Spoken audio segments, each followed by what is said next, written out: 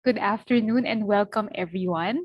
Thank you for taking the time today to join us in our learning session. So for today, we will be having a talk entitled Maximize Your Earnings, Smart Ways to Build a Financially Healthy Future. My name is Angela Mendoza and I'm the marketing head of More Staffing. So before we proceed, can everyone please share in the chat box your name, industry, and what you're looking forward to learn today?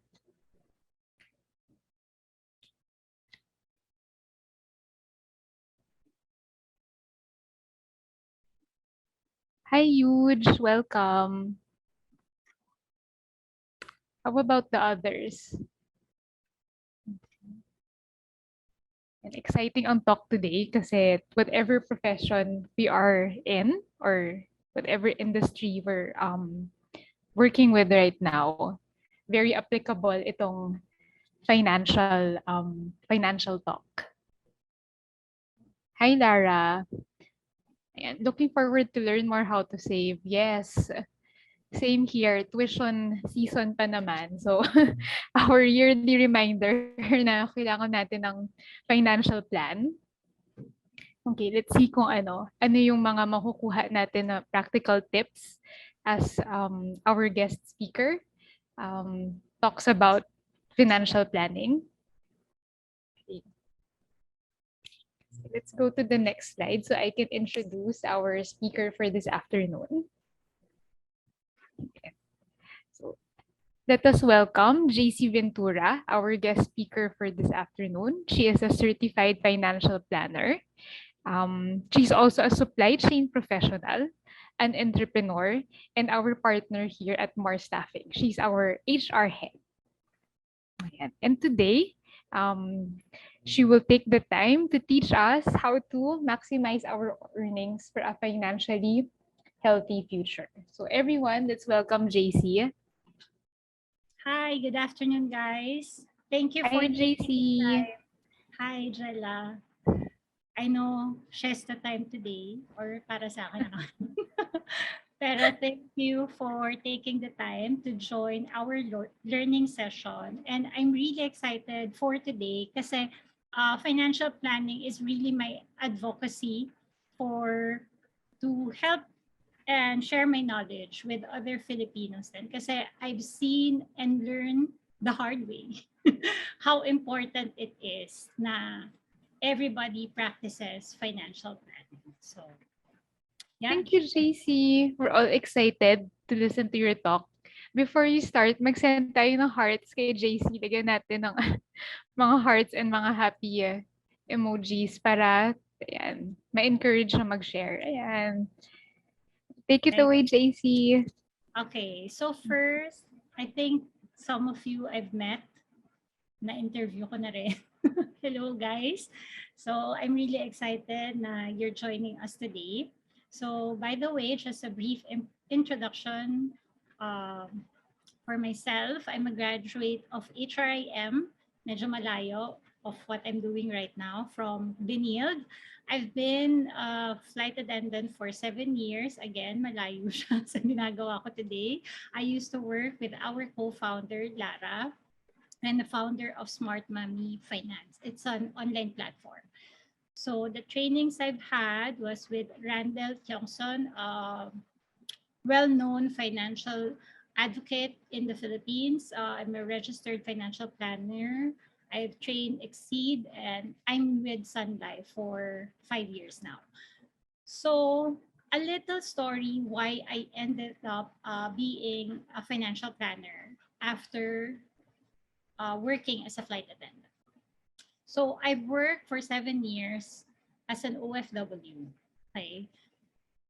So, kung iisipin mo mabuti, parang maraming pera pagka nandun, pag nag-abroad ka. Diba? Yun yung thinking eh. Big time to kasi sa abroad nag-work. So, with those 7 years, wala akong naipundar, sadly, na wala akong house na I was able to build. I've had I started off with businesses. I invested in those. Pero sadly, it all failed. Naging cause pa siya ng stress, iyak, ganon. So, yung concept ko nun was, in order to be rich and successful, I have to add income. Hindi ko prioritize yung planning. Kasi I know at the end of the day, no matter how much money left in the bank account, sure ako may parating eh. Kasi I have a job and it's stable. And whether I fly or not, I will have an income. So, hindi ko siya naging problema. So, ang finocus ko was to start a business. Ang thinking ko that time is, I have to add income para makapag-start ako bumili ng bahay, mag-invest. Unfortunately, hindi pala ganun kadali mag-business. So, dito ko na-realize na bakit maraming tao who stays employed until the end of their working years. Kasi not everyone is for business. Some people magaling talaga mag-business and they thrive and they excel. Pero some people, yung kaya nilang gawin is to work. Mas dun sila nag-excel mag-work. So, I learned it the hard way. Nag-invest ako kung saan, pero walang nangyari. Thankfully, hindi naman ako nabaon sa utang, but walang return. So, in short, walang bumalik na pera sa mga pinag-investan ko. So, pag-uwi ko, na-realize ko, anong gagawin ko? May mali. May mali sa ginawa ko for those 7 years. I have to look for an answer. So, this is when I joined Sun Life and I started attending training for financial planning. Tapos sobrang na-amaze ako na may sagot pala. Meron palang way on how to manage your money. Meron palang way on how to save, on how to properly plan, and to actually achieve your goals by using these plans.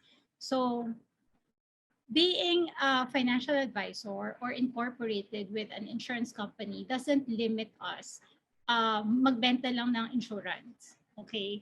It really is a life-changing moment for me kasi lahat ng money mistakes ko when I was working for 7 years, nakita ko, ginagawa ko lahat ng money mistakes. Na if I had known, kung meron lang training during college or even before working, mas na-manage ko sana yung money ko, and sana yung 7 years na yon mas marami pang nadating. So, this is what I want to share with other people too. Kasi very close-minded eh. Parang when it comes to money, it's not something we talk about. It's not something we talk about with our friends. It's not something we talk about over dinner with family. Ano siya eh, taboo siyang topic. Parang money ko, wag mong pakialaman. Parang ganon. So, pero finally ngayon, mas nagiging open na yung tao. There are platforms na mga nag-uusap-usap about managing money. Marami yan sa Facebook and stuff. So, yeah. What are your expectations today? So, ano yung, aside from, nakita ko kanina si Ted, looking forward, investment options, practical tips to save, tips for couples, how to grow my money. Liza, I think how to grow your money, give us some money.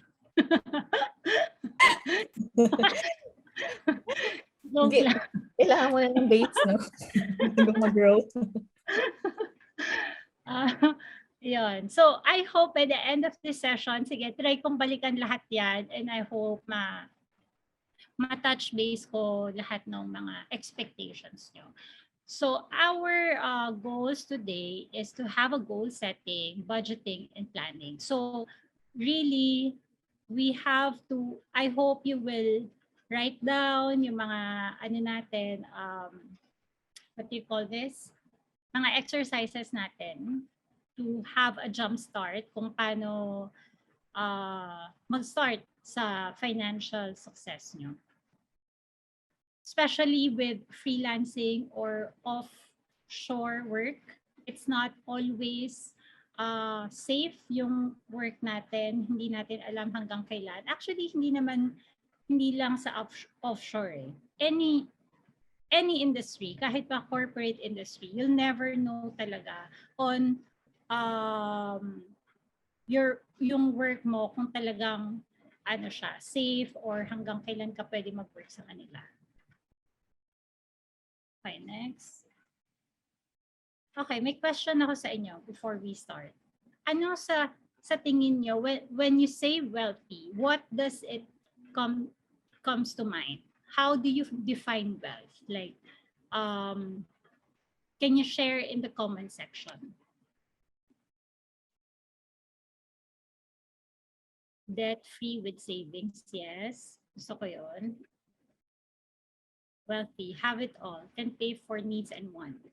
Yes. Travel anytime. Yes. Gusto ko yung mga answers nyo. Financial freedom. Yeah. Alam mo itong financial freedom, parang paulit-ulit, pero yes, this is all we want. To be wealthy means to be able to have funds for all your needs, present and future, have no debts, and to achieve financial freedom. Yes, debt-free. So thank you. Thank you for sharing that. Stress-free, yes. Ano talaga yan? Stress factor talaga ang pera. Okay, I'll be sharing a photo with you. Overflowing vacation funds. Lara, I think you're wealthy na kung overflowing vacation funds. Hindi ka na nga umuwi eh. So, ayan. Okay. Meron akong share sa inyo. Ito, si Anna and Elsa. Obviously, I have a daughter, kaya Anna and Elsa ang pangalan nila. So, Anna is earning 100K a month, while Elsa is earning 50,000 a month.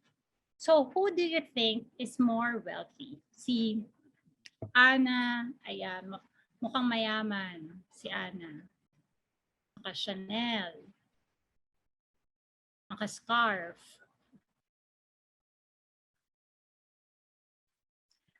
Let's say, yeah, both of them doesn't have any responsibilities and they are just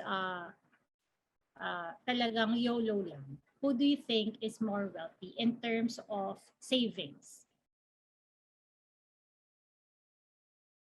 Kailangan na ba ng calculator? Elsa. Yeah. Elsa. Okay. Si Elsa. Yes. I think masyadong obvious din yung ano ko, no? Yung Lara. Actually, I agree. Dapat sinulat ko dito. Lara. Okay. So, between the two, si Anna nayayamanin, pero si Elsa ang totoong mayaman. Why? Both of them doesn't have any responsibilities. Pero, huwag natin kutsain si Anna na mukhang mayaman. Kasi wealth can be defined differently depending sa tao. Okay? Anna might be focused on buying things. Nag-work talaga siya to buy these luxury items. Hindi niya focus yung savings. Pero si Elsa, when she started working, talagang focus niya savings. So, no matter how small her earning is, she was able to save. Kasi depende yan sa goal mo. May konti pa akong kwento. Marami naman tayong time. So marami akong kwento sa inyo. Nung nag-work ako as a flight attendant, we had this parang bubble. Okay?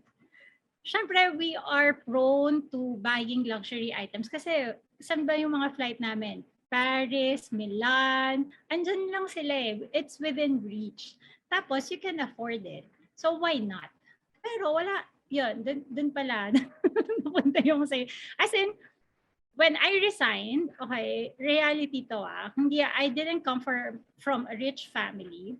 When I left Manila to live in the Middle East, I only had 2 small bags. Ano nga lang siya para lang siyang yung pang carry on lang. Yun lang yung gamit ko. Nung uuwi na ako sa Pilipinas, I have 5 big boxes. Isang box shoes, isang box bags, tapos mga damit. Napaupo talaga ako na ito na yun. Ito na yung 7 years ko. Kaya ba wala akong savings? Wala akong 1 million, wala akong 5 million kasi andito sila lahat. I kid you not, I didn't shop for a year after that. Tapos lahat ng gamit ko, pinamigay ko lang. I didn't even spend time to sell it. Pinamigay ko lang talaga siya. Tapos ayoko na makakita ng gamit. It doesn't appeal me anymore. Kasi by then, I realized what's important to me. And it's not looking rich. Kasi I look rich talaga dati. Talaga pagka kung titignan niyo yung social media ko, talagang mukha, sinabi ko nga recently sa asawa ko, ano ba yan? Nasa Oman ako, mukha akong mayaman. Ngayon, I'm earning well, I'm earning good, I'm saving good, mukha naman akong yaya. So, totoo siya talaga. So, nakaka-relate ako dito kay Anna and Elsa. But again, during that time, it wasn't my priority. Hindi ko naisip. I didn't write down my goals. Nasa isip ko lang siya. When I was still Anna, nasa back of my mind ko lang siya na gusto ko ng house, gusto ko ng condo, gusto ko ng ganito, ganyan. Pero I didn't take time to write it down and to focus on how will I get there. Pero nung naging Elsa na ako, lahat nakasulat. Thanks to Lara, my coach.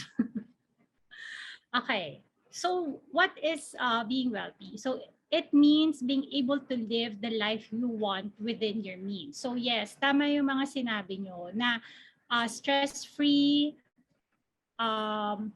overflowing vacation funds, without debt, living the life you want, travel anytime, financial freedom. So you own it. So wealth is different from each person. So may mga tao actually na makakain lang sila ng masarap every day, that's more than enough for them. So still wealthy sila in their own definition. So it means that while doing this, you're able to provide for your future, protect yourself and your family against any speed bumps in the road. Okay. So now, I want to ask you, when you started working, since you started earning, what are the financial goals that you have achieved until today? So it could be 1 year ka pala nag-work, pero may na-purchase ka ng ganito, or 1 year, 10 years ka na nag-work, you were able to buy a car, you were able to buy a house. Can you share with us? And comment in the chat. Could be debt-free after,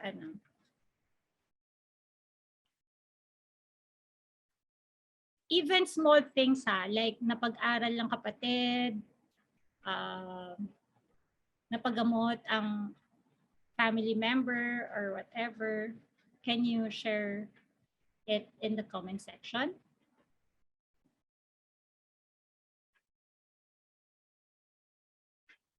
Invested in health insurance and stocks, purchased a small property. Wow, congratulations.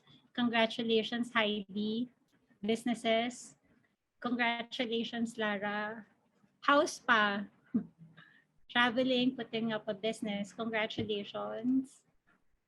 Able to pay for, yes, amen to that. Paying tuition. Insurance. Para pag mamatay ako for, grabe no. Gold. Bought a public utility vehicle. Wow. Congrats. So yes, I'd like you to take a minute and congratulate yourself sa mga na-achieve nyo. Kasi like minsan we forget to appreciate yung nagawa natin. Do you ever had pause and take time i-reflect ano ba yung na-achieve nyo na so far? Kasi it really helps you to keep on going and it gives you like a push to set another goal. Okay? So ayan, usually yung mga tao, they buy a car, pay off debt, start savings, vacation, katulad kanina. Ayan. So now,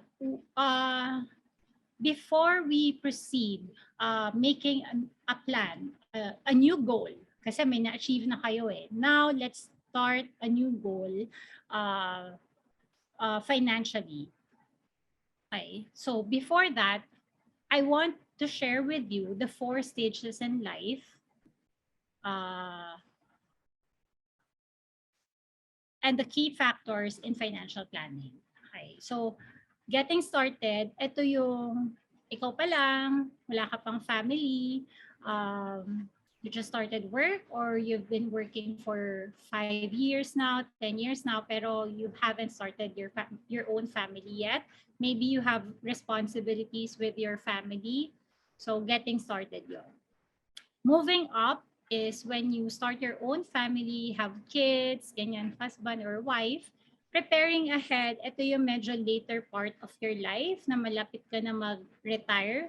Leaving a legacy is when we retire and what we want to live with our children. So in all of these stages, there are key factors in financial planning that we have to take note of. So first is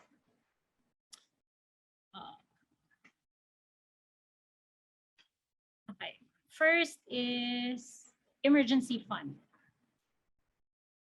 In any point of your life, ang papakita kong key financial need for now is getting started. It varies when we grow older. So, paiba-iba yan. Nagiging iba yung priorities in life kasi natin, di ba? Once we grow older. So, first is emergency fund. So, emergency fund can make or break your financial journey. At any point in life, very important siya. Okay? So, tawag dito, kung marami tayong uunahin na iba before emergency fund, it could easily derail your financial success.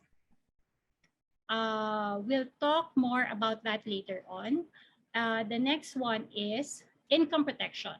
So income protection means that you and your family are protected in case of unexpected events happen in life, like sickness, accident, and death. Okay, so this pandemic actually gave us all a preview of a retired person's life. Diba? Some people lost their job, some are blessed to be able to get a salary back kahit hindi nag-work, and some were hospitalized, even some people we know died. So it's really a tragedy for all of us na parang pinilit tayong lahat sabay-sabay na, okay, take a look what happened, what might happen if we don't prepare for this kind of situation. So there are people who were able to survive kasi they have enough preparation, they have enough emergency funds, they have enough savings to cover for those days na hindi sila nakakapagtrabaho or to cover nung nagkasakit sila. Pero sadly, there are people who were greatly affected and wasn't able to prepare their family for this kind of situation. So, ayan. All right. And actually, I had a friend, ka-age ko lang siya, namatayan siya ng asawa early on during the pandemic. And it's really sad kasi they weren't prepared na mawala yung husband niya. It all happened so fast. Tapos yun yung time na mahirap pa yung mga hospital and all. Tapos may maliit silang bata. They have a business.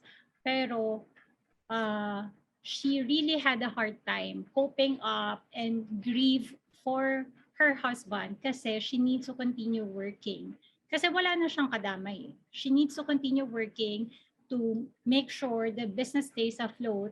Kasi syempre very challenging yung business during that time. Wala siyang time malungkot. Kasi she has to keep on moving. So Yun yung isa sa mga reasons why we need income protection. Okay, next is health protection. So same as what I've mentioned, if we don't have enough protection for when something happens to our health, it can easily derail our financial success. Next is education. So education is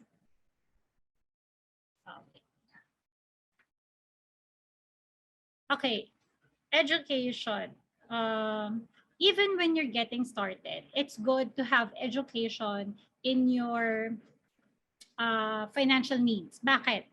Kasi syempre, you want to upskill, especially as an offshore or freelancer, we want to reach this type of hourly rate or kung anong rate yung gusto nyong achieve, how many digits yung gusto nyong monthly income.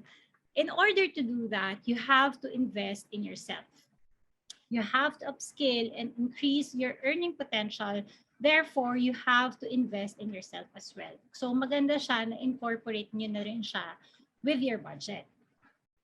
Next is retirement. So, alam ko, pagka inisip mong mabuti, ang tagal pa noon. 60 years old, 50 years old, matagal pa ako magre-retire. Pero I really advise, even if you're 20 years old, to start as early as you can. Kasi no matter how small, it accumulates over time, especially when you put this money into an investment property, tapos pahulog ka 1,000 on a monthly basis, it accumulates over time and you will thank yourself in doing so kapag kadating ng retirement mo. Okay. So as early as possible, as soon as you can. Next is estate transfer. So if you have parents na already have estate, you already know kung ano yung mga kailangan paghandaan when that happens. Pag nandun ka na sa stage na kailangan mo nang mag-transfer na rin ng own estate to your kids. Pero bakit nandito siya sa getting started? Kung makikita mo, maliit yung percentage niya. Why? Just in case you're on this phase in life and you started buying properties, it's good to make sure that you handle the estate transfer as early as possible. Okay? Kasi mas maaga, mas maganda. Una kasi mas mura siya. The earlier you prepare, and of course, hindi natin alam what can happen. So as soon as you purchase a property, make sure estate transfer is covered. Okay. Next is saving for milestones. So these are the things that we want to do, like family trip on a yearly basis. If you want to do sports, yung mga mahal na sports, mga diving, ganyan, wakeboarding, any leisure that you want to do for a reward to your hard work. So hindi naman dapat puro lang tayo bills, and what do you call this, financial planning. Syempre, we have to reward ourselves as well. So how can I have money for life? Okay, so financial planning is the key. It may seem a lot. Ang dami nun ang daming bullets. But you don't have to worry, because no matter how small or big your income is, as long as you have the proper financial plan, everything will be covered. As long as you have the goals, everything will be covered. Okay? So what is financial planning? Financial planning means managing your money to do three things: to protect, accumulate, and transfer. Protect what you already have, accumulate more through investment, and transfer your wealth. Okay. Now, we will begin, we will write down our goals using the SMART method. Okay. So it has to be specific, a clear description of what you want, measurable. It has to be like with numbers talaga. You know, I find it very amazing and truthful nung nag-start ako magsulat, and talagang sinulat ko every bit of details possible. Kung gusto niyo ng kung ilang zero yung gusto niyo ilagay, magkano yung gusto niyo earning potential, ilagay. I know that there are many speakers who've already said this, that you have to be specific and you have to write it down. You know why? Kasi once you write it down, kahit sa tingin mo na imposible ito mangyari, ideas tend to come in. Bigla ka lang kakausapin ng sarili mo na, in order to get this, ito yung pwede mong gawin. So, doon siya nagiging reality. Yung goals mo, nagiging start na siya ng reality kasi you're writing it down. It has to be achievable. It is within reach. So, I'm not saying na mabaan mo lang yung pangarap mo, no? Parang, don't limit yourself.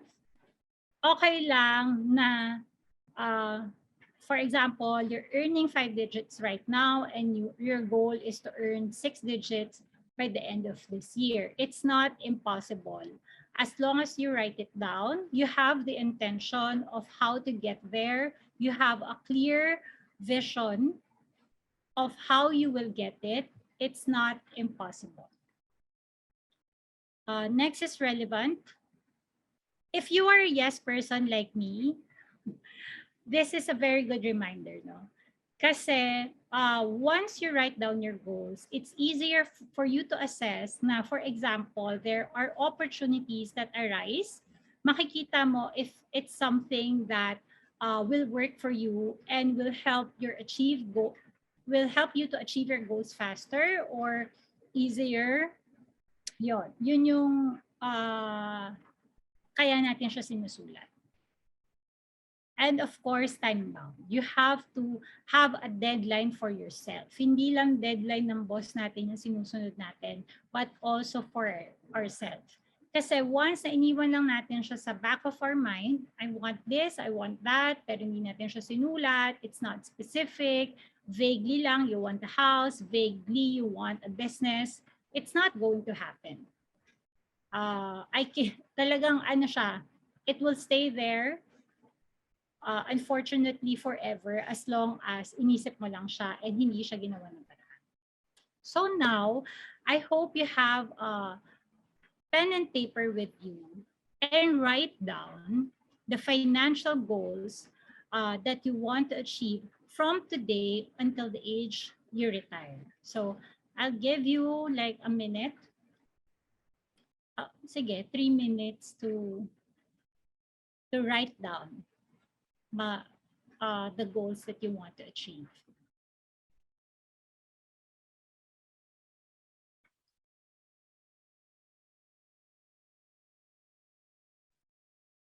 If some of you can share and claim it na.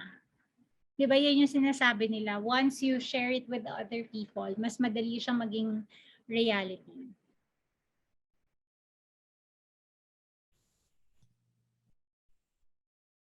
Retire after 20 years with 24 million. Wow. Renovate our family home. Curious ako dito. Why with the 24 million? Can you share, Elijah, how did you come up with a number? Kasi gusto ko yung very specific. Hello, Miss JC. Sorry, I forgot to change my name. Okay. Son's name. By the way, I'm Maricel. So, Ayan. I want to earn 6 digits, so 100,000 per month. So, I'm 30 years old now. So, I want to retire at age 53. So, I want to earn 100,000 per month. So you can achieve the 24 million. Tama? Yes. Okay. So, parang yung kita ko is pwedeng savings namin, emergency fund. While yung sa asawa ko naman, yun yung parang sa bills namin, yung pang-araw-araw namin, education ng kids. Yung sa akin yung parang yung sinasabi mo na emergency fund, savings. Nice. That's a very good idea. how you combine earning as a couple. Ayan. Thank you for sharing. So, yon.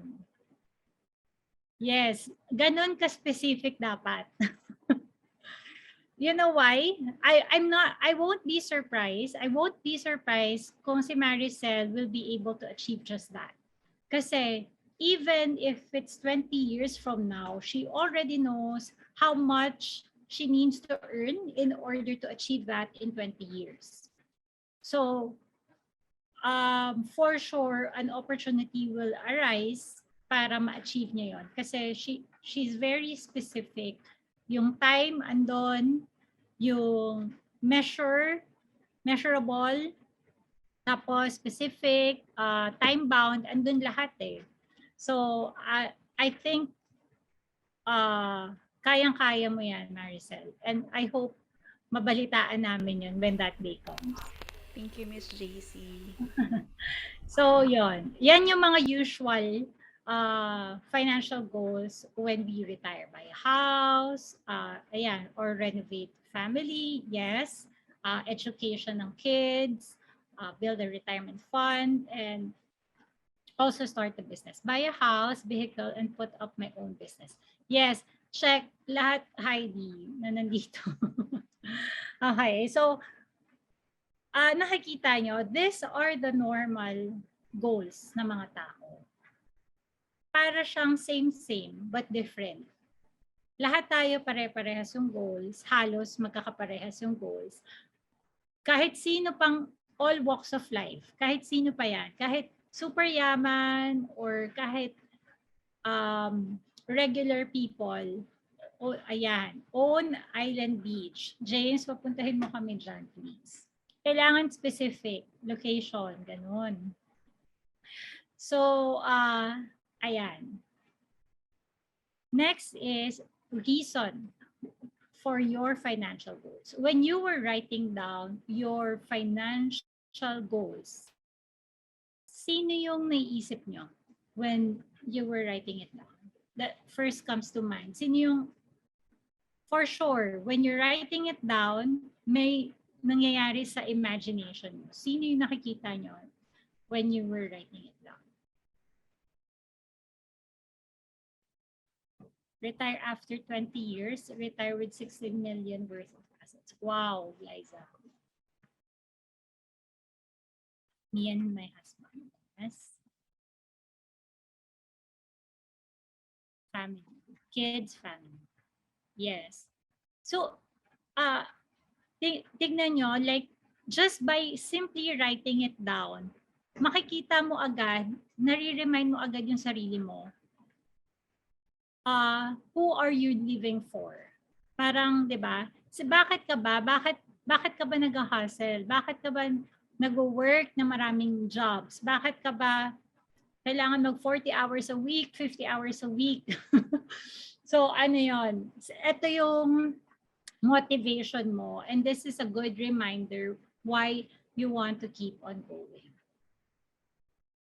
Family, dogs. Yes, family. Okay, so yes, most of the reasons is family, peace of mind, financial security, debt-free, and better life. Ako, one of that ko din, better life for my parents. Gusto ko talaga silang pabuhayin nandun. I hope mangyari siya. So, now we want to know why I'd like you to write down the potential reasons why we might not achieve these goals. Kasi it's very important that we know what could be the obstacles or limiting beliefs to achieve this in order for us to know our next step to redirect and go back to our plan. So like in business planning, di ba? Or anything na you're doing, lagi nating iniisip, ano ba yung mga potential risk? What could happen? Bakit ano yung mga limiting beliefs would hinder you from achieving these goals? And from there kasi, it could help us redirect and find a solution to that potential problem. Lifestyle, cost of living, yes.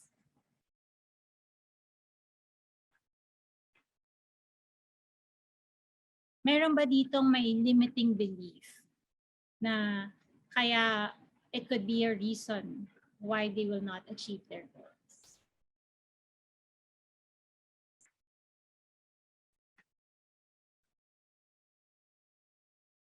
Sickness. Yes, bawal magkasakit. Uminom ng Berocca. Uminom lang tayong Berocca, guys. Pag mapuyat na kayo dyan, kakatrabaho, Berocca is the answer. Okay. The goal feels not attainable, lack of income opportunities.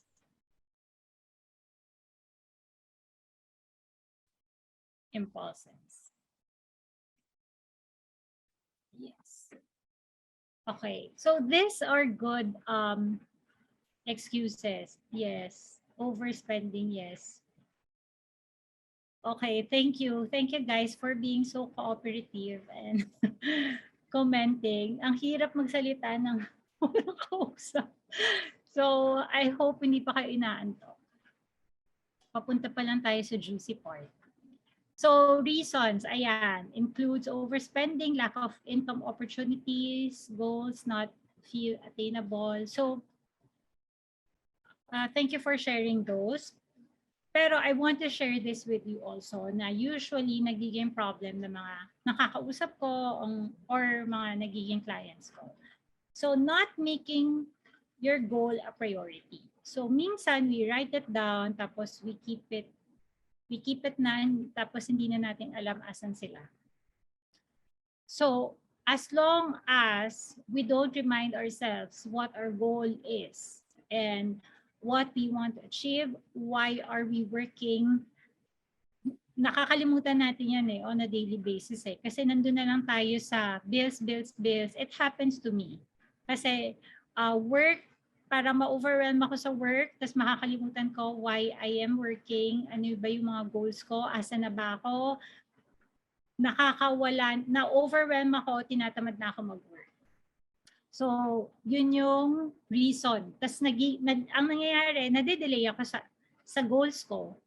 Kasi nakakalimutan ko na siya Paying yourself last. Again, I learned this the hard way. Paying myself last, kung ano-anong inuuna ko. Hindi ko alam kung may charity ba ako dati. Pero ganon. Tapos magugulat ako, wala na pala ako for myself. Binayaran ko to, binayaran ko yan. So, yun. Don't feel guilty. Okay, may share ako sa inyo. Nung college ako, may dinate ako. Tapos tinanong niya ako, anong pangarap mo sa buhay? Sabi ko, gusto ko mabigyan ng bahay yung lola ko, yung mama ko, bibigyan ko din siya ng house, ganyan. Sabi niya sa akin, and it stuck with me Dinate ko to 18 years na hindi ko siya naging boyfriend. 18 years. 18 years old ako, pero hindi ko siya naging boyfriend. Pero it stuck with me talaga. Sabi niya sa akin, alam mo, maganda yan. Maganda yung intention mo. Pero you have to help yourself first. Kailangan isipin mo muna yung sarili mo. Kasi anong mangyayari sa kanila pag may nangyari sa'yo? Tapos hanggang ngayon, tinatry ko siyang i-apply. Kasi ayoko, normal ata yun sa Pinoy. Kaya maraming walang savings. Kasi alam nila na may mahihugot sila, ibibigay na lang nila. Pero it doesn't really help everyone at the end of the day. So, as long as you're sharing, don't forget yourself and pay yourself first because walang ibang tutulong sa'yo kundi sarili mo if something happens to you. Okay? So, putting your goals off to someday. So, saka na yan. Kapag sinasabi yan ng asawa ko dati. Bago pandemic. Saka na yan. Pagka ganito na. Saka na yan. And then, pandemic happened. Paano yung saka na? And so many years wasted because of this someday. Someday will never come until you tell yourself that you have to start today. So if you write down your goals, if you have written down your goals earlier, and I hope ituloy nyo siya even after this webinar, I hope you push yourself na you have to start today. Kasi makakalimutan nyo na to bukas. I swear to you. After 24 hours, wala na to. We just wasted each other's time. Tapos wala na, you will forget it. Okay, not able to work or becoming sick, untimely death. So these are the reasons why you will not achieve your goals. Kung mapapansin nyo, lahat to pwedeng gawan ng paraan. Even getting sick, kaya siyang gawan ng paraan. Even untimely death, kaya siyang gawan ng paraan na to make sure your family can still achieve the goals that you wanted for them. Lahat yan, especially yung mga limiting beliefs and yung mga nakalista dyan. So it really is up to you. Hindi natin pwedeng isisi yung mga surroundings. Okay? Hindi natin pwedeng sisihin na kasi nag-COVID. Kasi wala siyang work. Kasi ganito. You have to stop blaming other people kasi whatever happens in your life, ikaw lang talaga yung makakapag-solusyon doon. So, yes. Next is, do you want a 5-minute break? Bathroom break or something? Jala, pwede ba yun? Before we begin? Yes. Ito na yung workshop part, no? Yes. Let's take a 5-minute break. So let's be back for 53 na. Balik na. Parang bitin yung time. Kaya mo Get ba? a drink or something. Yeah. 5 o'clock na tayo bumalik. So makapagkuha ng coffee or mag-stretch muna. Okay, see you after 5 minutes. Yes. Ayan. Now, okay. Thank you sa mga nag-thumbs up. Okay, now nasa budgeting na tayo. Okay, andito na tayo, malapit na tayo mag-compute, guys. So I hope meron kayong calculator dyan. Okay. So, sorry. Okay, sabi ni Dave Ramsey, a budget is telling your money where to go instead of wondering where it went. Raise your hand sa mga naka-experience after ng sweldo, nagtataka na sila saan napunta yung pera nila. Tet, yes, Tet, I hear you guys. I think lahat tayo na-experience yan at some point. As in, parang one day lang, ano nangyari? Ninono na kidnap. Yes, ang bilis talaga. So, imagine, lalo na ngayon, moments to.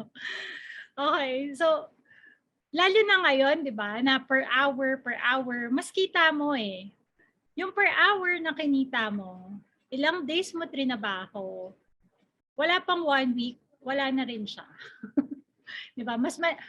So, dito natin makikita na mas mahirap talagang kitain yung pera, pero sobrang bilis natin gastusin lang to. Okay. So, a budget can make or break your financial success. Maraming budgeting methods, but I will share with you what is taught by financial experts globally and the one that I've been using. Kasi, ano ko talaga to parang it really helped me ma-establish kung ano yung financial success na meron ako. So, kay Dave Ramsey galing to. Actually, Dave Ramsey said to practice 50, 30, 20%. Sabi ni Dave Ramsey, 50% goes to your needs, 30% goes to your wants, and 20% goes to your savings. The good thing about percentage method is that you can design your own percentage. Okay. It really depends on your lifestyle and what you want to achieve. Again, babalik tayo sa goals na meron tayo. normally, worldwide, actually, 50% goes to needs. Kasi, especially if you're an early stage, if you are in the getting started stage, yung wala ka pang anak, ikaw pa lang, and moving up stage, mas mataas talaga yung needs natin. Kasi dito pa lang tayo nagbe-build ng ating financial house. Okay?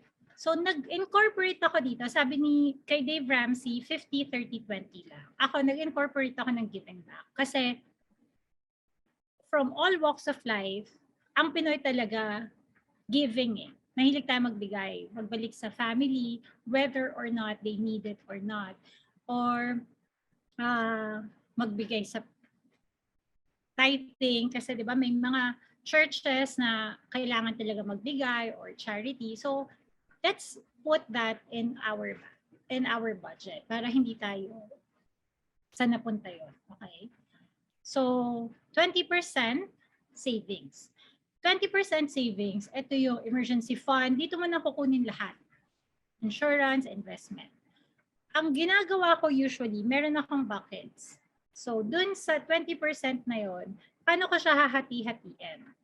If my focus right now is building emergency fund, kung hindi ko pa siya nabubuo, syempre, yung 20% na yun, malaking percentage doon mapupunta sa emergency fund.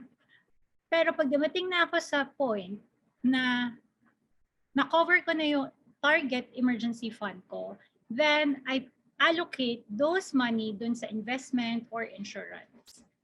Okay? Yung savings mo, dapat hindi nasa iisang lugar. Kasi pag nasa iisang lugar lang siya, mas madali siyang mawawala. Why? Pag pinagsama-sama mo siya, nilagay mo siya sa isang bank account, tapos dun lang siya nag-accumulate, then you will think you have so much money you can spend. Pero hindi pala. Again, babalik ka sa goals mo. Ano ba yung goals mo? Asan ka na ba? That's why yearly, very talaga yun. Nakita nyo ba si Chris Q and yung wife niya? January, nag-coffee date sila. Tapos they were writing down their goals, their plans, asa na ba sila. It's really a good habit, especially sa mag-asawa, na ginagawa yon.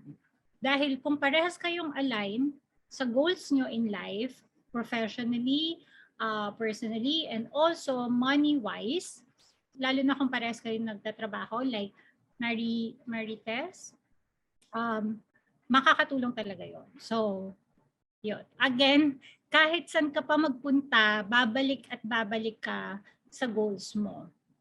So, ganun siya. Next is wants, 20%. So, ito yung entertainment, dining out, shopping, personal care, Shopee, 77, 33, kung ano. Lahat na ng numbers, 12, 12. Okay, so, don't forget yourself. Kasi nakaka-burn out. Nakaka-burn out talaga. Especially when you're working from home, all the days of the week, you have to reward yourself. And it's okay, at least magiging guilt-free yung spending mo when you have a budget for it. When you know how much you can spend on a weekly basis or even on a monthly basis, kung naka-percentage method siya, hindi ka magigilty. Hindi mo masasabi na sayang, sana hindi na lang kami nagpunta dito, sana hindi na lang kami nag-vacation kasi na-short yung ganito, yung ganyan. Yun yung gusto nating iwasan. Which I was guilty of. Okay? Ang una kong ginagawa nung sumasweldo ako ng OFW ako, nasa mall agad kami ng mga friends ko. Reward agad. Reward. Tapos, pagkatapos ng 1 week bago kami ulit sumeldo, ayan na. Hampas lupa na kami ulit. Kasi nauna yung rewards. So this is what we want to avoid. Kayo, can you share with me if you're doing your budget right now, what is the method that you're using? Ako kasi I'm doing Excel. Lahat sa akin naka-Excel ngayon. On a monthly basis, how much my income is, kahit may piso dyan, nakasali siya. Tapos meron akong minsan week-long receipts. Yan, Google Sheets. Hello? Google Sheets. Yes, Google Sheets. Ayan talaga. Life-changing. Kasi ang daling makita eh. I suggest, lagyan nyo siya ng percentage. Nakahiwalay kasi sa akin eh. Needs, wants, savings. Tapos na percentage ko siya. You know why? Makikita nyo kasi kung asa na kayong level ng percentage method or kung na-apply nyo ba yung goal nyong percentage. For example, ako andito ako sa point na gusto ko 30% of my income na pupunta sa savings. So, nare-reach nyo ba yon yung ganyan? Minsan, meron akong week-long off receipts kasi weekly ako nag-accounting. Tapos, nakakatuwa. Kunyari, pag tinatamad na ako mag-work, kunyari, pagod na ako, tatamarin na ako. Check ko yung monthly budget ko. Hindi pala ako pwede tamarin. Yun. So, maganda siya. Google Sheets is a friend when it comes to financial planning. So ngayon, I'd like you to write down your budget planner. For those na hindi pa nagsa-start, I hope try nyo magsulat. I'll give you another 3 minutes, sakto 5:07 ngayon. Let's start at 5:10. Isulat nyo lang kung magkano yung bills nyo ngayon, tapos nasa ilang percent kayo, and I hope you can share with me kung nasa ilang percent kayo ng needs nyo when it comes to your income, and ilang percent ngayon yung napupunta sa savings.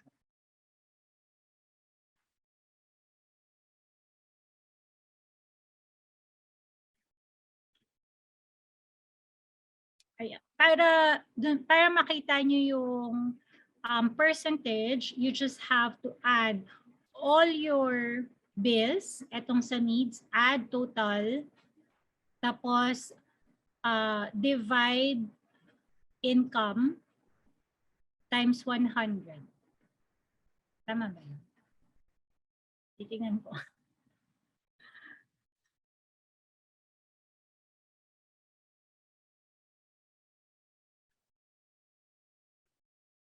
Yes, tama. Total expenses, divide income times 100. Nakikompute na rin ako.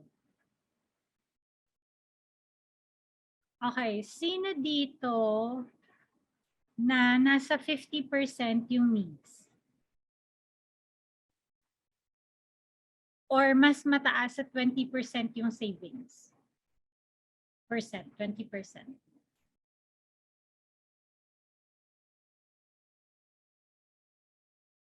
Liza, nasa 80% ba yung savings mo? Grabe siya.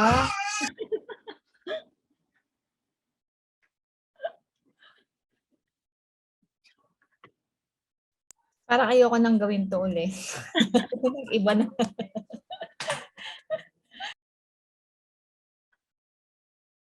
Sino makaka-share na kung ilang percent yung savings nila or ilang percent yung needs?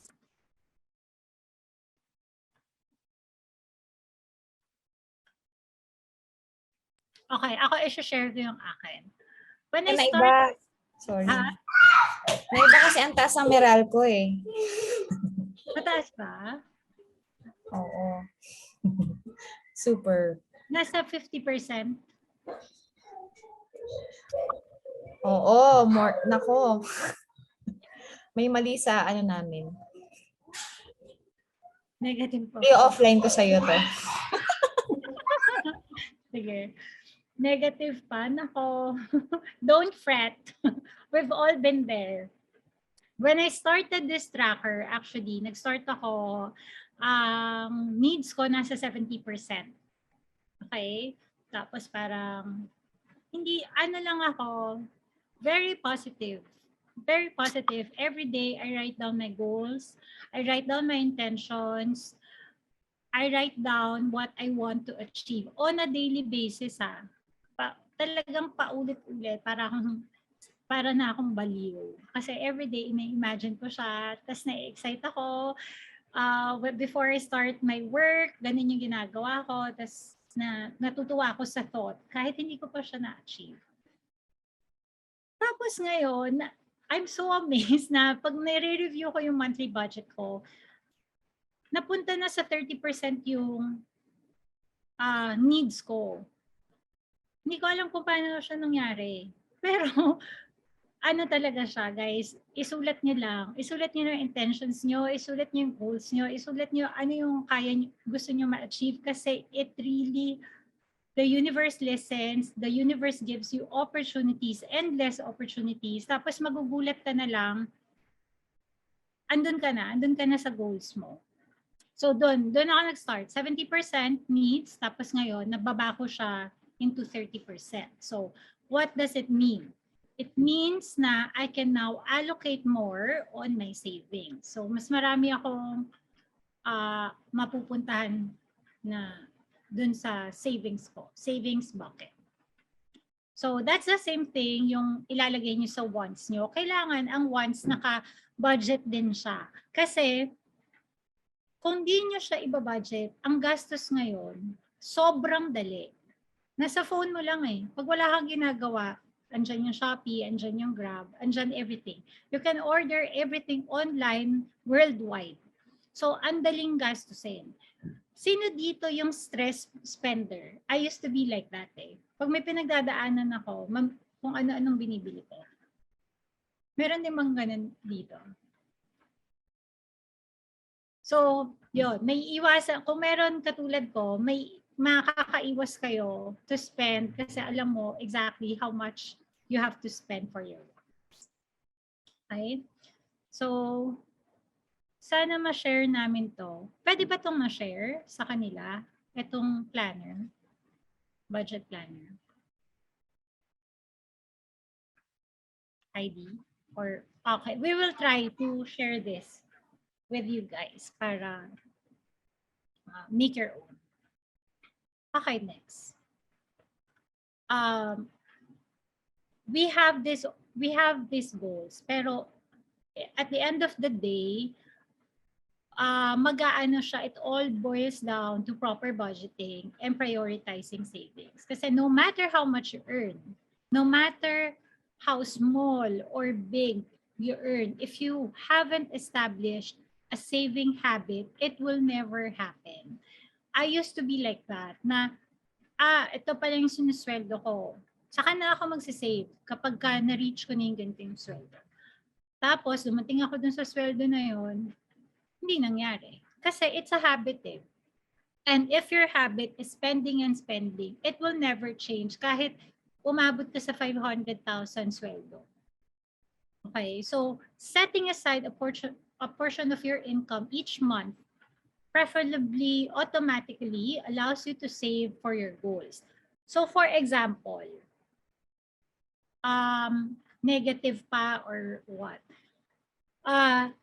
Magtabi lang kayo 500, kunyari, may nakuha kayong pera, 500, 1,000, i-keep niyo yun.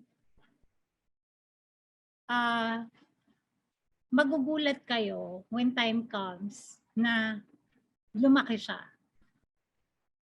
Yung nakapag-save kayo regardless of what your financial situation is right now. Gusto kong i-share, Lara, can I share with them your story? Okay, so siguro mga 2 years ago, we started this FB Live. Kami ni Lara at saka yung isa naming friend. And I shared again financial planning. So naka-FB Live, no? Pag video namin naka-on. Habang nagtatalk ako, yung itsura ni Lara, hindi mo talaga maimpinta.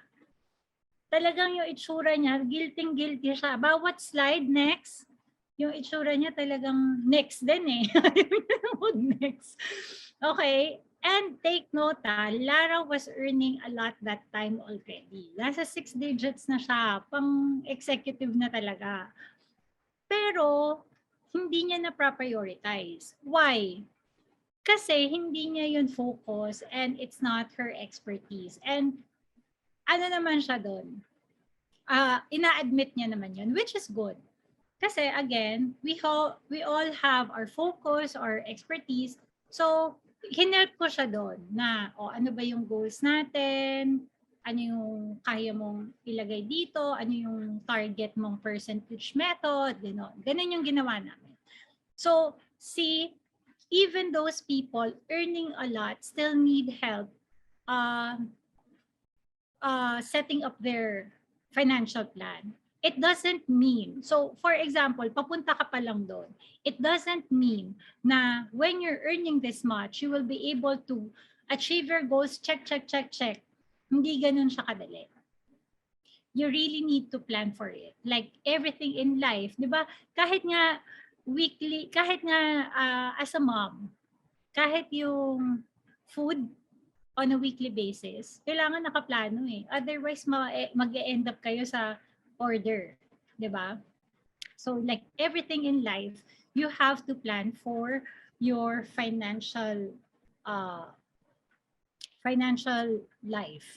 Kumbaga, hindi amount ng sweldo mo ang magdidictate kung kailan mo ma-achieve yung goals mo, but you yourself ang magdidictate kailan mo siya ma-achieve. So remember, wag kayong maging hopeless kung nandun kayo sa 90% ng sweldo niyo na pupunta sa needs. Write it down, write your intention, write your goals, and everything will come talaga. As in, every opportunities, biglang mamumulat yung eyes niyo ganyan. Biglang may magme-message sa inyo na may ganitong opportunity and will help you to achieve your goal faster.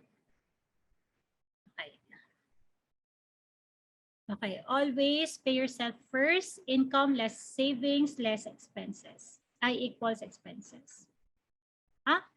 Income less savings equals expenses. Okay, now I want to share with you the pyramid of financial planning. So ngayon, you have this budget na. Di ba, ginawa na natin yung budget natin. Now we have allocation for our savings. Sabi ni Marites, hindi ko alam. Pwede ba sulat? Kasi kanina pa kita binibigyan ng example. So sabi niya, gusto niya ng 24 million after 20 years. So, saan niya ngayon ilalagay yung savings na yan? That's a very good example kasi. Saan natin, Maricel, sorry kung ano-anong Marina yung sinabi ko. Okay, Maricel, thank you. Alam mo, yung example mo kasi is very good for our session today. So, sabi niya, 24 million after 20 years. So, saan natin ilalagay yung pera natin? Yung naka-allocate natin na savings. Ang first thing that we have to consider is safety. Kailangan safe yung pera natin. Magugulat kayo guys na may mga nakakausap pa rin ako na hindi sila nagbabangko. Nasa bahay lang nila yung pera nila. At saka meron kayong mababalitaan, di ba? Yung mga lola, nasunog yung bahay, tapos nandun yung savings na sa house. May mga ganun pa rin tao. So, safety, bank. So, mag-iisip kayo, ano ba yung mga avenues na pwede natin ilagay yung pera natin? Sa bangko, anong investment? Baka naman scheme yan. Yun yung mga kailangan nating pag-isipan. Next is liquidity.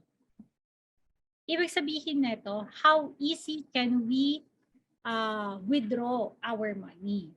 That is why it's very important also to separate your emergency fund and your savings for other life's milestones. For example, you are saving for your emergency fund at the same time for your retirement or for other things. Pag pinagsama mo siya, ang negative side effect nun is, pag nag-withdraw ka sa emergency fund, nabawasan yon, di bawas din yung for retirement mo. Kaya kailangan pinagsasama siya. Another thing why we have to separate those is yield.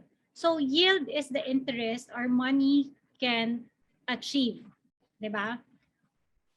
Merong buying power eh. Yung 10,000 natin, 10 years ago, mas kayang makabili worth of 4 bags of groceries. Ngayon, hindi na ganon. Pero, nagigets na ba ako? Okay, jeep. Pamasahe sa jeep. Nung grade school ako, 250 lang yon. Ngayon, parang, magkano ba yung pamasahe ngayon sa jeep? Hindi ko alam, pero parang lagpas na sa 10 pesos. So, yun yung yield. Bakit siya importante? Remember, Emergency fund, kailangan sobrang bilis withdrawin. Emergency fund, kailangan ilagay natin siya sa place na madaling withdrawin, at the same time, hindi dapat natin iniisip yung interest nun. Kasi we need something na ma-withdraw siya in case of emergency. Okay?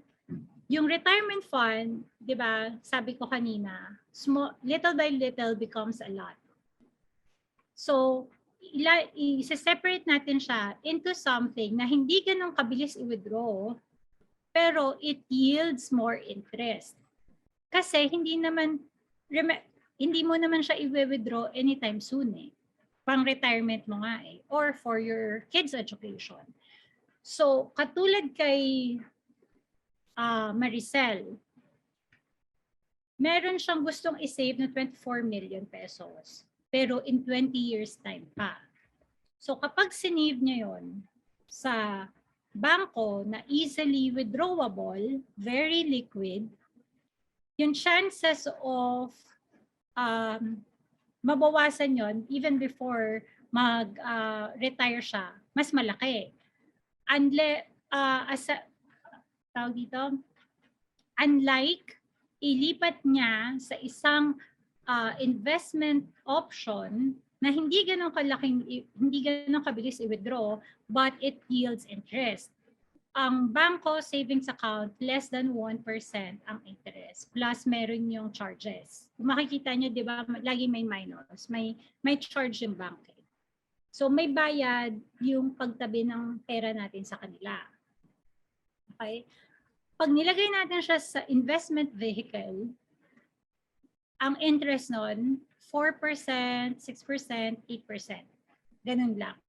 Pag sinabi sa inyo, mag-invest ka dito, 20% return, 30% return, 50% return, run away. Hindi po totoo yun. Kahit pumunta po kayo sa Security Exchange Commission, X, lumayo na po kayo sa kanila para lang yung fake employer na nagkakalat ngayon, na nagte-text, gusto niyo ba mag-work? Yung ganon. So, layuan niyo siya kasi hindi totoo yun. Okay? Kung tayo nagtatrabaho and it takes so much time to build your finances to earn, ganun din po yung pera. Passive income ang tawag doon.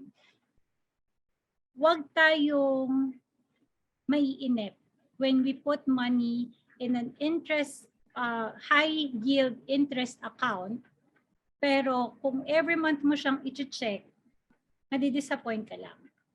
Okay? You have to give it some time until you reap the returns. Okay. So next is, ayan. So in order to build the triangle, ngayon, kailangan natin ng emergency fund. Yung emergency fund, how do we know how much yung kailangan natin emergency fund? Ang nangyayari kasi, save sa bangko. So hanggang kailan tayo magsa-stop mag-save for our emergency fund? Sabi nila, ideally, 3 to 6 times worth of monthly expenses. So kanina, sinulat natin yung monthly expenses natin. Ngayon, it times nyo yun to 3 months or 6 months or even possibly 12 months para 1 year covered ka. Like pandemic happened, hindi natin masabi gano'ng katagal. It really depends on you on how much emergency fund you want to have. So, pwedeng pa-share kung magkano yung target emergency fund nyo. Ako, i-check ko yung emergency fund. Target.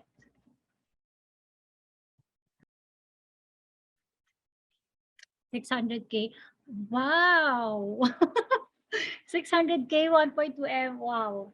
Ano yan? Talagang based on needs? 1 year ba yan? 1 year emergency fund? 300K. 6 months. Wow. Okay, so yan. Okay. Ayan, 6 months.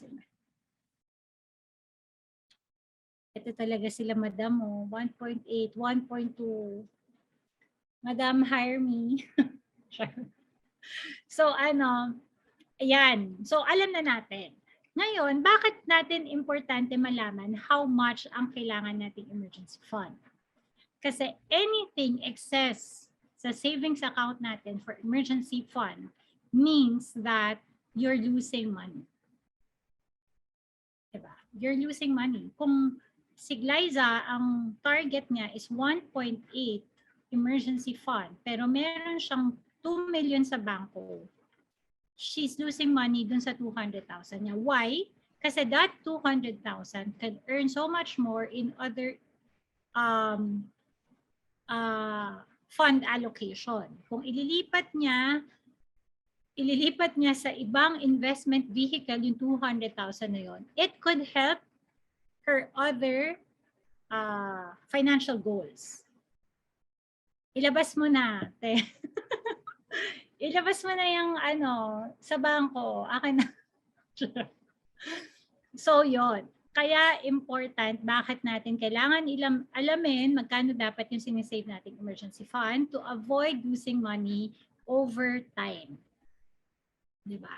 Tapos, and also, please remember that all banks are insured only up to 500,000 pesos. Recently, may napanood ako, may nagsara na bank. I'm not sure kung sa Bulacan, Pampanga, hindi ko alam kung saan. Si Lolo na yung savings niya, life savings niya, nandun sa bangko na yon, bigla na lang siyang binigyan ng letter na kontakin si ganito, ganyan. Kasi magsasara na yung bangko. Unfortunately, his 1 million, i-contest pa yon kung maibibigay sa kanya. Pero insured lang talaga ang tao na 500,000.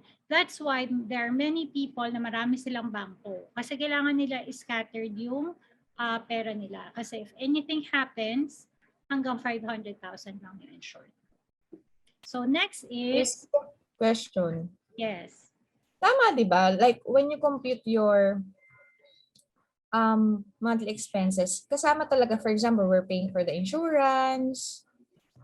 Tama ba? Sinama ko kasi yun. Oh, kung lahat ng Parang payables. monthly, di ba? Correct? Lahat ng payables. Lahat ng payables. Para ang point is, if anything happens, hindi tayo... Masa-stop, di ba? Like, as in, continuous ka pa rin yung life mo for 6 months. Yes. Oh, Kaya kung mong bayaran i-compute lahat na yung sa inyo, baka may mali siya. Wag niyo ako nga. 1.8 ko, baka mas malaki pa yung sa inyo. Di ba? Recompute natin. Go. So, talaga siya. Lahat ng payables mo, para if something happens, kaya mong bayaran yung obligations mo, hindi ka mapupunta sa utang or whatnot. Yes. Oo. Next. Thank you for the clarification. Welcome. Okay, next is insurance. Bakit insurance? Alam mo, natutuwa ako sa mga Korean novela kasi lagi nilang kasali yung insurance eh. Lagi silang may insurance. Sinabi ni yung baby ko pala na si BTS Jin. Importante daw ang insurance, ganyan. So, I'm not saying this because I'm part of Sun Life.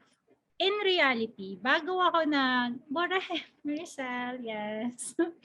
I live for BTS. Okay. Bago ako, human value. Okay. Bago ako nag-start mag-Sun Life, matatawa kayo kasi nung pa-resign na ako, sabi ko, shit, pa-resign na ako tas wala akong waiting job here in the Philippines. Sabi ko, uwi lang ako. Bye. Sabi ko, shit, wala akong insurance. Kailangan ko kumuha bago ako umuwi. So, I got an insurance 6 months before I resigned. Kasi sabi ko, pag nagka-cancer ako, which is yun yung pinaka-fear kong magkasakit. Pag nagka-cancer ako, wala akong bahay na maibebenta. Kawawa naman yung anak ko. That time, isa lang yung anak ko. So, kumuha ako. At the same time, sabi ko sa kapatid ko, kumuha ka din. Huwag mo akong palimusin. Ito talaga yung words ko sa kanya. Sabi ko sa kanya, huwag mo akong palimusin pagka nagkasakit ka. Hindi tayo magsiset up na mga fund account para pagka nagkasakit ka. So, pares kami kumuha. This was long before ako nag-join ng Sunday. Kasi I know the importance. I know how important to protect your money. Kasi 'di ba yun yung isa sa key factors, 'di ba, when you are doing financial planning. Insurance talaga. Okay? So next is we put our, so kung covered na natin yung emergency fund, 3 to 6 months or even 1 year, it depends on you kung how secured, kasi minsan praning ka financially praning. So gusto mo 1 year, 2 years emergency fund, it really depends on you. So pag naubos mo na yon and you still have money to save, dagdagan mo yung insurance mo. Pag covered ka na rin sa insurance mo, then you start investing. Okay? Investing is where you put your money to grow. Katulad nung gusto ni Maricel na ma-achieve na in 20 years time, 24 million. Hindi siya imposible, guys. With investing, you can achieve just that. But always remember, it takes so much time to see your money grow. Para yung ganito, nagplant ka. You have this pots of plants. Lagay ka lang ng lagay. You have 3 pots. Yung 3 pots na yun yung investment mo. You water it, you take time, and it grows. When it grows, after a long period of time, marireap mo yung rewards by just picking out the fruits. So continuous growing siya, ikaw, pitas ka na lang ng pitas without doing anything. So, guys, I know there are people, actually, I just had a client na kind of upset with the current situation right now. It doesn't work that way. It's been only 3 years. Tapos, syempre, nagka-pandemic, nagkaroon ng war pa in Ukraine, which is globally affected tayong lahat. Tapos, nakalimutan niya na yung investment na yon is for his daughter's education, which is 16 years from now. Okay? So, babalik ka ulit sa goal. When you invest, you label it. For example, you started investing in this investment vehicle. Ang dami ngayon 1,000 nga lang to start investing . May CIMB, may Sun Life, may Globe, may GCash, 'di ba? 1,000 na lang ngayon, minimum to invest. Talagang investing is for everyone right now. So, babalik ka ulit dun sa why you invested. So, kunyari, nag-invest ka kay Sun Life, pangalanan mo yun. Si Sun Life, pang retirement ko. Okay? Nag-invest ka kay GCash. Si GCash, pang life's milestones ko. Parang pang-travel ko to, kay GCash investment. Kay BDO Life, or ewan ko, hindi ko na alam kung sobrang dami investment vehicle, CIMB, may mga online something, pangalanan nyo. Kung ano yung sinulat nyo sa goals nyo, ilagay nyo din doon. Kung sinusulat nyo siya sa Excel or what, you have a contract, isulat nyo kung para saan yun. Para whatever happens in that, you are reminded. Para saan ba to? Nag-a-align pa ba sa goal ko para dito? Kasi may mga ibang tao, meron akong client na hindi talaga siya sa akin kumuha ng insurance niya. Pero investment niya with Sun Life. Pero pinalipat niya sa akin. Nung tinanong ko siya, para saan ba to? Ba't mo kinuha? Hindi ko alam. Sabi lang sa akin, kumuha ako. Don't fall into that. Okay? When someone offers you, always go back to your goals. Bakit mo siya kukunin? Diba yung smart way? Relevant ba siya sa goal mo? Makakatulong ba siya sa goal mo? Ma-achieve yun faster. So, yun. Babalik ka ulit mo. So, there are UITF, mutual funds, high yield savings account, katulad sa CIMB, GCash, ganyan. So, everything is there. Sun Life has several investment options. May medium return, high risk return, ganon. So, ayan. Okay, Bea. Get well soon. Okay, ito yung compounding interest. So, Maricel, ito yung sinasabi ko. Okay. So, yung 24 million mo, it doesn't have to be, magsisave ka talaga ng 24 million, literally. You can keep your money in an investment vehicle that can grow it into 24 million pesos. So for example, bakit sinabi ko kanina when you plan for your retirement, start as early as possible. So for example, silang tatlo starts at 25, 35, and 45. So pare-parehas silang nag-save ng 2,000 pesos a month for 10 years. So pare-parehas sila nag-start ng savings, total savings 240,000. Pero kung makikita mo, yung compounding interest, mas malaki sa taong nag-start ng mas maaga. Okay? Kasi, really, in investment, makikita mo yung return in a long period of time. So, you have to be really patient. Kung naging patient ka magtrabaho to earn this much, you have to be patient then for your passive income. So, but I really suggest you find the best investment vehicle for you. Maraming online, maraming I can help you if you want, if you're interested. Pero talagang it's there, it's out there. And these companies are encouraging everyone to invest, kaya binaba na ngayon to up to 1,000 pesos. Why?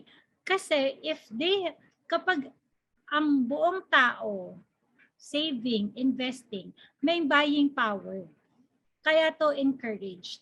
May buying power yung tao. So, nakakatulong sa ekonomiya. Kaya nila ginagawang within reach talaga ang investing. So remember, know your investment goals or objectives. Always go back to your SMART goals. Determine when you'll need the money. Time-bound. Kailan mo siya kailangan? Okay, identify the level of risk you can tolerate. Siyempre, emergency fund, we cannot have any risk. So again, kailangan yung liquidity dyan mataas. Make sure your portfolio is well diverse. Yun yung iba't ibang cups, iba't ibang bangko. Tapos pangalanan nyo, may kanya-kanya silang tawag dito? May kanya-kanya silang goal. Bucket list, parang ganun. So next is, saan pa natin pwede ilagay? For example, okay pa rin yung emergency fund mo, fully covered. Okay ang insurance mo, fully covered. Okay yung medium investments mo, but you still have money. Pengi na lang kami. Pengi na lang kami ng money. Hindi. Now, we can move our pera sa mas higher risk type of investment. Which is, ito ang inuna ko dati. Very wrong. Okay? Bakit very wrong? Setting up your own business, especially kung talagang magsiset up ka, bibili ka ng equipment, maglalabas ka ng pera eh. Mag-invest ka.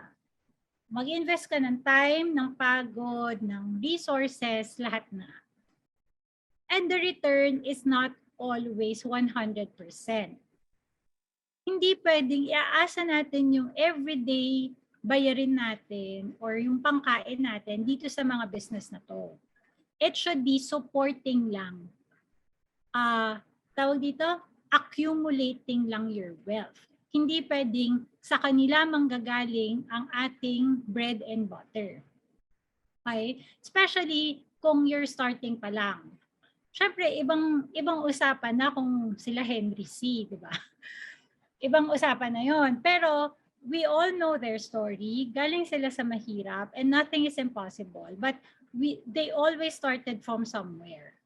So paano yon? Hindi talaga ang mga Chinese hindi sila ganun mag-work na kung ano yung business nila, ito yung pangkain nila sa family nila. No, it has to be something that can help your money accumulate. Next is house and lot properties. Bakit siya huli sa triangle ko? Can you guess why?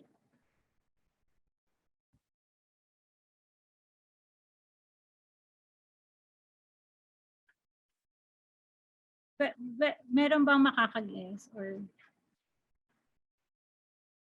liquidity? Yes, liquidity. So, alam mo, nakakatuwa. Meron akong, ang dami ko kasi mga group sa Facebook. So, syempre, bilang marites, sometimes, nakikibasa-basa ako ng mga pinopost ng mga tao.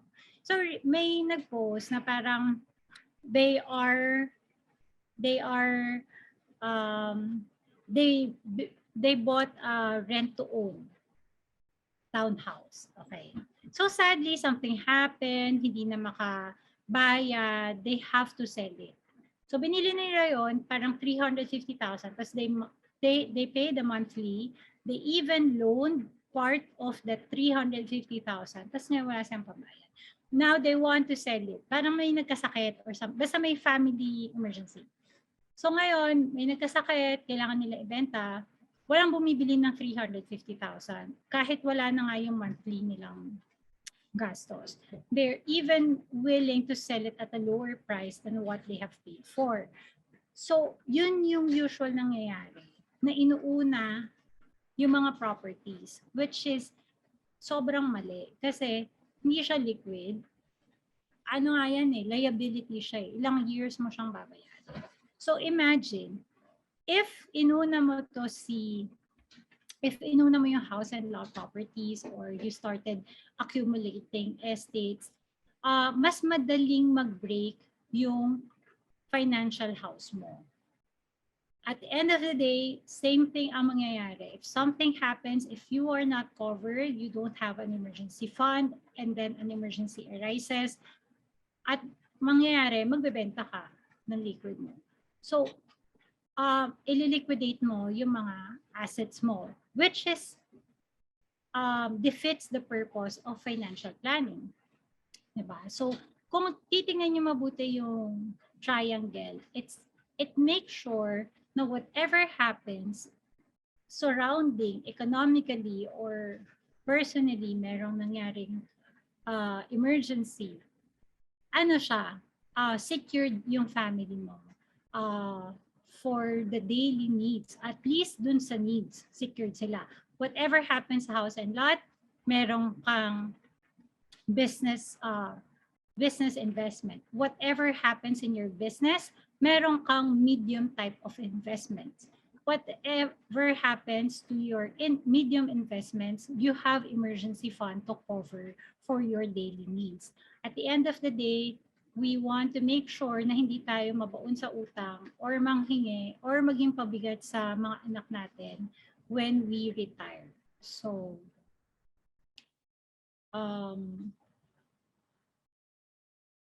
yun. A goal without a plan is just a wish. So, dun sa mga sinulat nyo kanina, I hope na talagang bibigyan nyo siya ng time to write it down, to fully connect with yourself, talk to yourself. Ano ba yung gusto ko marating? Saan ko ba gusto dalhin yung pera ko? Otherwise, we'll just keep on working until we retire tapos hindi natin alam kung ano nang nangyari. And that's what we want to avoid. So, yes, tapos na.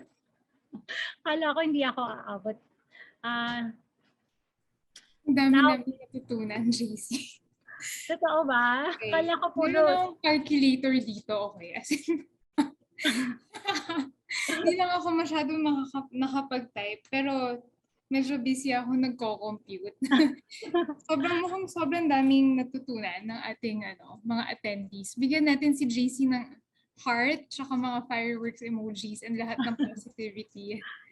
Thank you, JC. And let's also open our camera. Mag-ano tayo, kahit for a few seconds. Let's take a photo. Ay, JC, okay lang ba i-end muna yung presentation para kita tayong lahat? Paano ba to? Have everyone together. I stop share. Ayan. Ayan. Okay, send tayo ng hearts kay Ay, magkasama. JC. Thank you for the very wonderful presentation. Okay, smile. Okay. One more. Ang tawag dito insurance shot.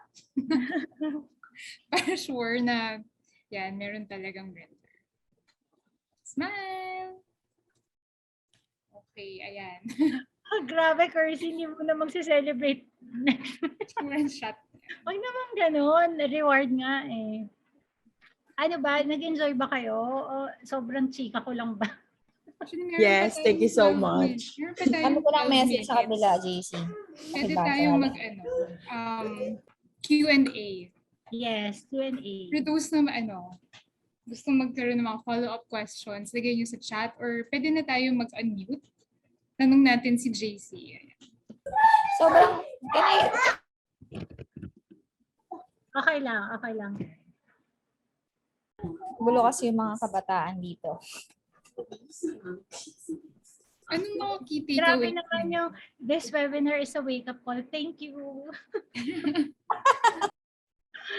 Thank you. Akala ko, kanina sabi ko sa kanila, puro chismis na lang ba ako? Ang daming mga positive feedback. Thank you, JC. Sure kayo, wala kayong mga follow-up questions. Let's take the chance na matanong ang isang financial expert.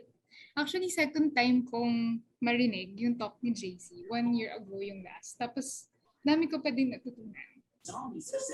Pwede kasi ito yung medyo matagal ko na. JC, naalala mo yung parang I'm looking for, ang tagal na nating pinag-usapan to, parang start pa lang ata ng nurturing, group.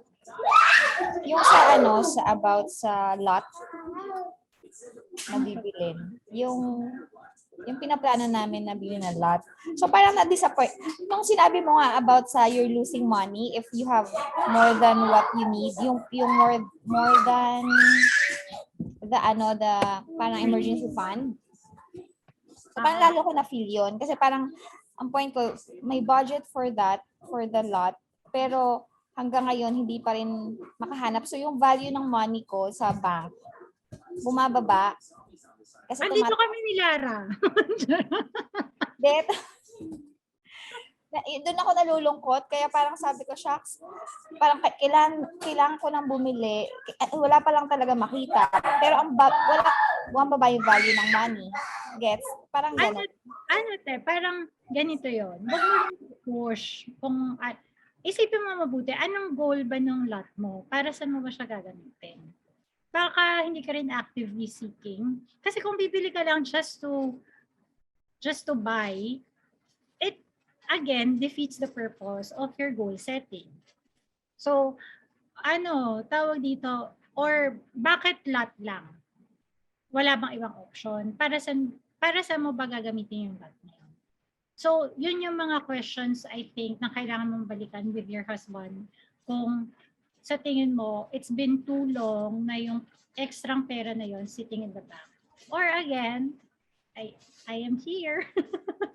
Kailangan ko ang kumuha ng iba pa, penging pera para mas yung baligtad. Ako super Ayun practical ng Ay, sige. Go, tuloy mo ng G. Okay na ako. Nailabas ko na yung sama ng loob ko. Kind ako dun sa yung for every goal, parang i-label mo siya kahit sa Google Sheet or better nga kung like nasa notebook mo siya or somewhere na lagi mong naaalala. Kasi yung sa akin, meron akong account na pang savings. Pero like savings in a very broad term. As in, basta hindi siya yung pang monthly expenses, hindi siya yung pang everyday.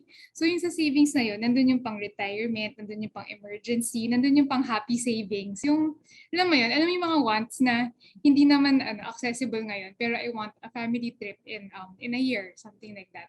So parang nakalump siya sa isa. So I think super practical yung tip na for every goal, at least naka-note. Mas madali kasi din siyang matrack. Kunyari, binawasan natin yung for the education or something. Alam natin, sino yung babalikan natin para i-fill in. Kaysa nakakonsolidate siya with our emergency fund. So, andaling ma-lost track nung asan ka na dun sa goal. Tapos talaga? May illusion na lump sum kasi siya eh. Pero kapag i-divide mo, retirement yung isa, savings yung isa. I mean, yung 3 to 6 months na savings yung isa. Pwede Kulang-kulang pa pala. Oo, Yung tsaka ganun, parang ano, gusto tawag naman dito. siyang- Kaya important gawin niyo talaga on a yearly basis. Sulat niyo, asan na ba ako? So ano na-rating ko? Lagi niyo rin sisimulan nun na ano ba na-achieve ko simula when I started this. Kasi it gives you confidence para may ma-achieve ulit another thing. Kaya 'di ba masarap yung feeling na nag-check ng ganun. Check. Correct. So yun. Kaya review. Every year, review. Paano pala yung mga expenses na hindi siya exactly monthly, like kunwari tuition. Pero it's there every year for the rest of next decade, the next decade, it's gonna be there. Parang ina-amortize mo ba siya per month? Parang like, okay. Depende kasi kung paano mo siya i-distribute. Yung, how do you save up for that tuition fee na alam mo, in 6 months you have this due. Diba? So, kunyari ako, every month, I keep this much para pagdating ng month na to, hindi mabigat. So, nakakompute na yon. Siyempre, nakapasok dun siya sa needs. Kasi, it's a must. Hindi mo naman pwedeng, ayokong bayan. Naisip ko siya dun sa amortized, yung sa 6 months. Kasi kung amortized siya ng 6 months, tapos yung tuition, parang isang bagsakan siya, namin tinatry i-pay para pag monthly kasi parang, mo yun, may added na parang may plus 2,000, plus 5,000, ganyan. So, tinatry namin as much as possible na parang siyang one big goal for the year na kailangan advanced kami ng 1 year actually for that. So, kung magsisave dun sa 6 months na parang dapat nakatabi for tuition, dapat may plus na, para siyang hindi siya amortized na 6 months tuition. 1 year tuition yung naka-inject doon. Oo. Basta kailangan naka-pre-plan. Mas okay siya naka-incorporate. Ayan. Thank you. Baka i-offline ko na lang tong follow-up. Puro offline, no, Jella? Offline na to. Friends, meron pang calendar na. Pwede pa tayong sumagot ng 1 or 2 more questions bago tayo mag-close. Ayan. Meron pa ba? O kaya key takeaway. Teka. Sigara, yung key takeaway. Take away na yan eh. I will take Naririnig niyo ba ako? Ayan. Yes. Okay. Ako, so, nakailang round na rin ako ng ganito, pero meron pa rin i-improve. So, I think, siguro para dun sa mga first time na naka-overwhelm pa, unti-unti siguro, JC, yung parang yung pwedeng i-prioritize. Kasi naalala ko yung first round ko kay JC, pinrioritize ko talaga yung insurances. So, meron, yun yung inuna ko para for sakaling magkasakit or wag naman sana mawala, may safety yung kids. So, nag-improve din sa investment part. Pero yung savings talaga, nasasaktan pa rin ako. So, yun yung feeling kong next kong aayusin.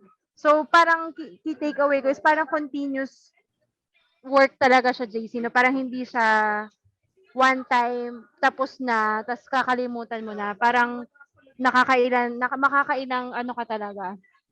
Parang batch na gagawin mo siya. So, continuous pa rin na understanding ng budget, pagsulat, dire-diretso.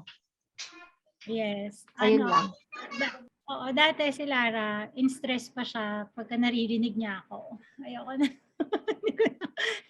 Pero as time goes by, pero may mga realizations pa rin siya after na, oo nga pala, dapat andito na ako. So, kailangan talaga review, tapos always look back and check asan ka ng stage.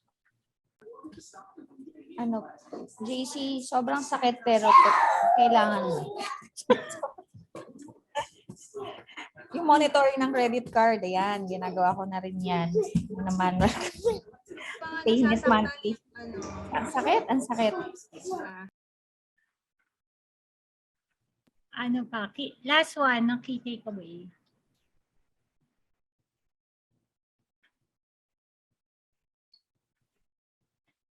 Wala na.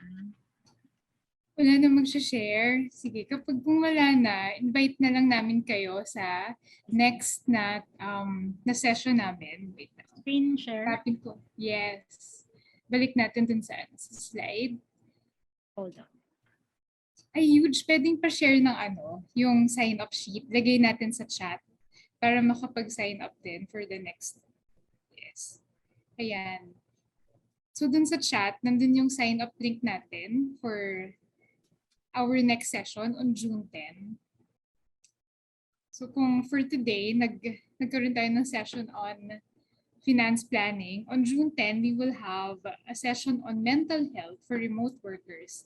So ayan, parang perfect siya for everyone here na nakaka-experience ng burnout or nahihirapan mag-achieve ng work-life balance while working from home, or some of us baka naka-hybrid na na work setup.